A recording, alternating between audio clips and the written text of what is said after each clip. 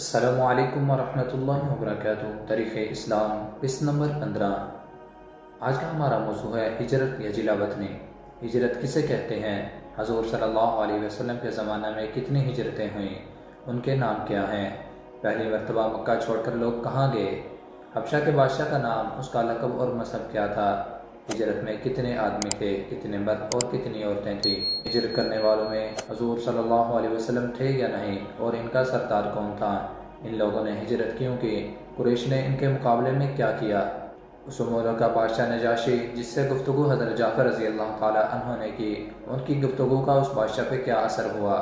یہ سب کچھ آج اس ویڈیو میں بیان کیا جائے گا۔ کسی مجبوری سے اصلی وطن چھوڑ کر دوسری جگہ چلے جانے کو ہجرت کہتے ہیں۔ حضور صلی اللہ علیہ وسلم کے زمانے میں 3 ہجرتیں ہوئیں، کے نام یہ ہیں۔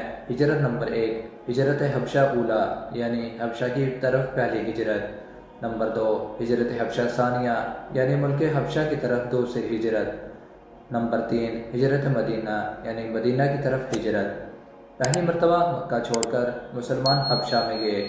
حبشہ کے بادشاہ کا نام اسحمہ بن بیعبری، مذہب عیسائی، اور لقب نجاشی تھا، جو حبشہ کے ہر بادشاہ کا ہوا کرتا ہے۔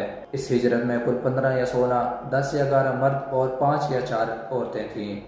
اس ہجرت میں حضور نبی کریم صلی اللہ علیہ وسلم نہیں تھے، اور مشہور یہ ہے کہ حضرت جعفر بن ابی طالب رضی اللہ تعالیٰ عنہ، جو حضرت علی رضی اللہ تعالیٰ عنہ کے حقیقی بھائی تھے، ان سب کے سردار تھے۔ بعض کا یہ خیال ہے کہ حضرت عثمان غنی رضی اللہ تعالیٰ عنہ سردار تھے، جو حضور صلی اللہ علیہ وسلم کے داماد تھے، اور حضور صلی اللہ علیہ وسلم کی صاحبزادی سمیت ہجرت کر گئے تھے۔ ان حضرات نے ہجرت اس وجہ سے کی کہ قریش نے ان حضرات کی زندگی دوبر کر دی، تو حضور صلی اللہ علیہ وسلم نے ان کی جان کا خوف کر کے اجازت دے دی تھی کہ وہ حبشہ چلے جائیں۔ قریش کو جب یہ پتہ چلا تو قریش نے عمرو بن العاص اور عبداللہ بن امیہ کو تحفے تحائف دے کر حبشہ کے بادشاہ کے پاس بھیجا۔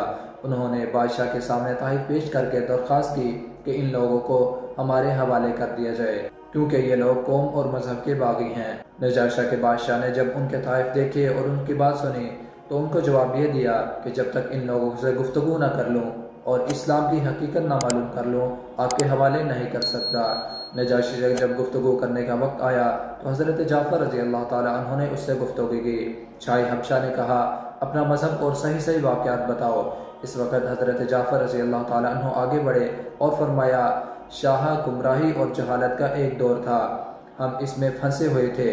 مٹی اور پتھر کے بے حس و حرکت بتوں کی پوجا کیا کرتے تھے، حرام اور مردار ہماری خوراک تھی، ہزاروں قسم کی بری باتیں ہمارا شیوا تھی، رشتہ داروں کے ساتھ بدسلوکی، پڑوسیوں پر ظلم، حلیفوں سے بدعہدی ہماری عادت ہو گئی تھی، ہمارا طاقتور کمزور کو کھایا جاتا تھا۔ خدا کی شان کہ اس نے ہماری اصلاح کے لیے ایک سچا نبی بھیجا، جس کے حسب و نسب سے ہم واقف، اس کی سچائی، دیانتداری، پاک دامنی سارے عرب میں مشہور ہے۔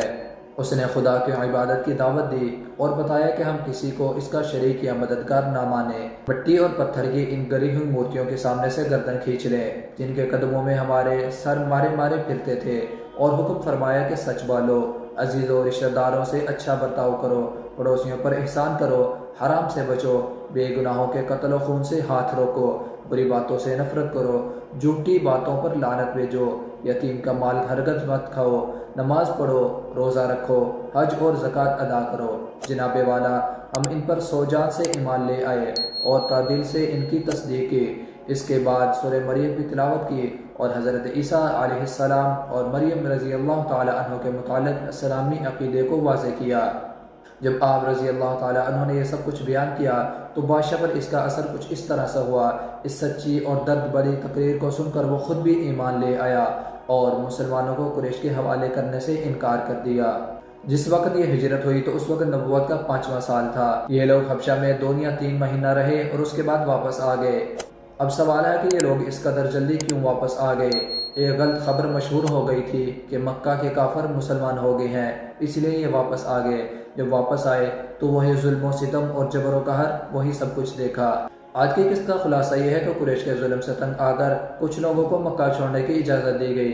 پہلی مرتبہ 15 یا 16 آدمی مکہ چھوڑ کر حبشہ گئے۔ حضرت جعفر یا حضرت عثمان غنی رضی اللہ تعالیٰ عنہ ان کے سردار تھے۔ قریش نے ان کا تعاقب کیا، 2 آدمیوں کو تحفہ تحائف دے کر حبشہ کے بادشاہ کے پاس بھیجا کہ مسلمانوں کو ان کے حوالے کر دیں۔ بادشاہ نے مسلمانوں سے واقعات پوچھے، جن کو سن کر وہ خود ایمان لے آیا اور ان کے حوالے کرنے سے انکار کر دیا۔ ایک غلط خبر کی بنا پر 3 ماہ بعد یہ لوگ واپس آ گئے، مگر واپس آنے پر کفار نے پہلے سے زیادہ تنگ کیا۔